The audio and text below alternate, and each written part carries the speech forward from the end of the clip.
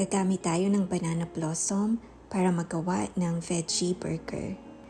I-chop natin ito into small pieces at hugasan ng mabuti. Ilagay sa pot na merong tubig at ibo-boil natin ito about an hour para lumambot. Naglagay na rin ako dyan ng salt and pepper. Hayaan na lumamig at squeeze out ang extra liquid. Chinap ko pa ito into smaller pieces at ito naman yung iba pang sangkap na ating ilalagay.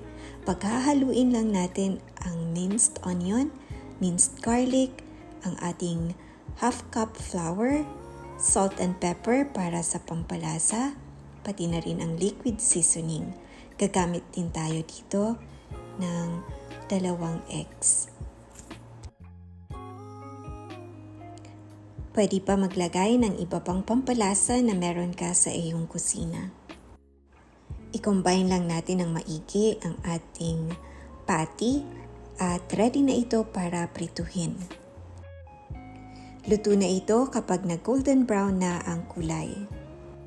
Isang ulam ulit na madaling gawin at simple lang ang mga ingredients na kakailanganin. Masarap na at healthy pa itong ulam. Sa susunod na video, magagawa naman tayo ng gravy na ipapartner natin dito sa ating veggie burger. Kung hindi naman mahilig sa gravy, pwede nang i-dip ito sa suka. Thank you so much for watching. See you on the next one.